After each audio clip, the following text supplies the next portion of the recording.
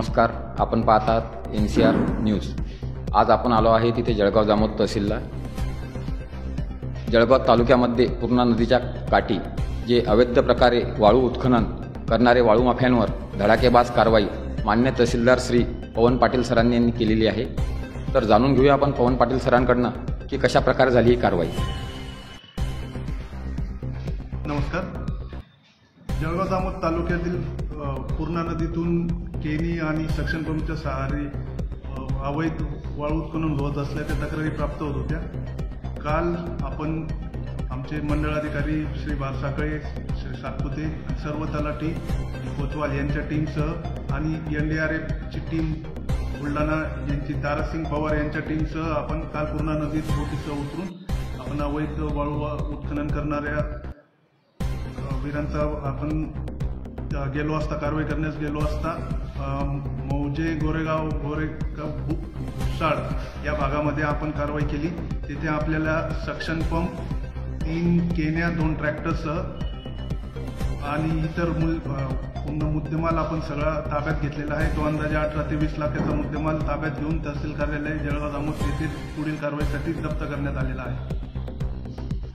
एकेकाळी शासन आणि प्रशासनावर प्रश्नचिन्ह उभं होणाऱ्या गोष्टी, त्यानंतर शेतकरी गावकऱ्यांच्या खूप साऱ्या कंप्लेंट असल्यानंतर पण कारवाई होऊ शकली नाही। आजपर्यंत एवढं सामुग्री आजपर्यंत तहसीलदार साहेब यांनी जमा केली नाही। त्याच्यानंतर आज गावामध्ये, गावकऱ्यांमध्ये आणि विशेष करून शेतकरी वर्गामध्ये मान्य तहसीलदार साहेब पवन पाटील यांच्या कौतुकाचा व अभिनंदनाचा चर्चेचा विषय आज गावासमोर आपल्यासमोर आलेला आहे। जय हिंद, जय महाराष्ट्र। सर, वहाँ पर तो केनिया बहुत है, आपने 3 लाया तो बहुत है।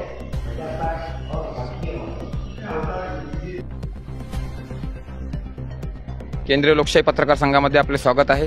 आज आपण आलो आहे नांदुरात जळगाव जामोद तहसीलदार यांच्या कार्यालयामध्ये जळगाव जामोद येथे दिनांक 4/1/2025 रोजी जिल्हाधिकारी साहेब यांनी संयुक्त कारवाईचे निर्देश दिल्यानंतर, आदेश दिल्यानंतर ज्या पूर्णा नदी पात्रामध्ये या अवैध गोन खनिज, अवैध रेती माफियांवर कारवाई करण्यात आली।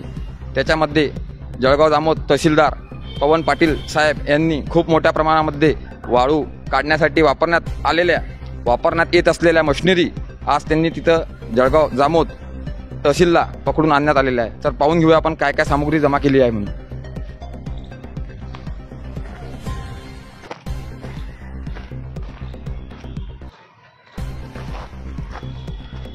तर व्हिडिओमध्ये आपण पाहू शकता या ठिकाणी जी पंप सेटची मोटर आहे आणि या मोटरच्या साह्याने नदीपात्रातून उत्खनन केल्या जाते।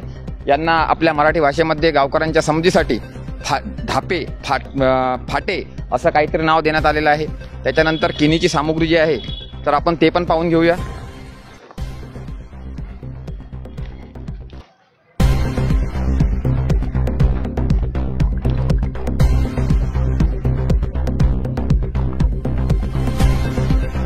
वाळू साठा करण्यासाठी नदीपात्रातून रेती बाहेर काढण्यासाठी जी मशिनरी वापरल्या जाते ही मशिनरी आहे, याला केनी असे म्हणतात। या ट्रॅक्टरच्या साह्याने आणि या केनीच्या साह्याने वाळूचा साठा जमा केला जातो। इकडे दाखवून द्या।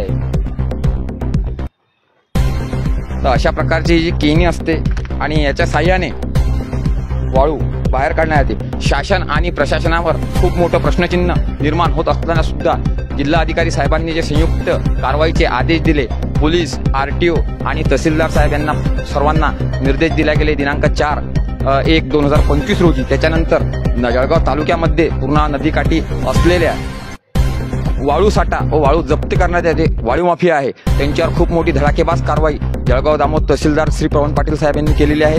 त्यांचं गावकऱ्यांमध्ये, विशेष करून शेतकरी वर्गामध्ये खूप मोठा अभिनंदनाचा, कौतुकाचा विषय चालू आहे। जय हिंद, जय महाराष्ट्र। केंद्र लोकशाही न्यूज चैनल में आप सबका स्वागत है। हम इस वक्त जलगांव जामोद के अंदर है और जलगांव जामोद के पवन पाटिल साहब, तहसीलदार साहब, इन्होंने गोरेगांव के अंदर रेती माफिया को ऊपर एक रेड डाली है। रेड डालने के बाद में वहाँ 3 ट्रैक्टर, 2 केनी और हर रस्सी वगैरह जो भी पड़े सामान यहाँ पे सब कुछ है।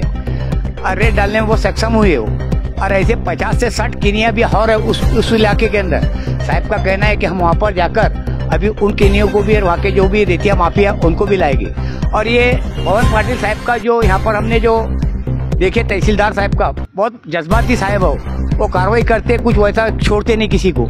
अरे जो रेतिया माफिया जो डाउन लोग है, इनकी वजह से कई लोगों के हादसे हो रहे, मर जा रहे, इतनी स्पीड में टिप्पर भगाते कि कई लोग मर जा रहे, उनका पता भी लगता नहीं है किसने मार के गया और कोई बताने के लिए भी तैयार नहीं रहता। तो ये माफिया तस्करियों को पवन पाटिल साहब ऐसा सबक सिखा रहे कि ये कभी जिंदगी में रेतिया माफिया ये वापस नहीं आएंगे।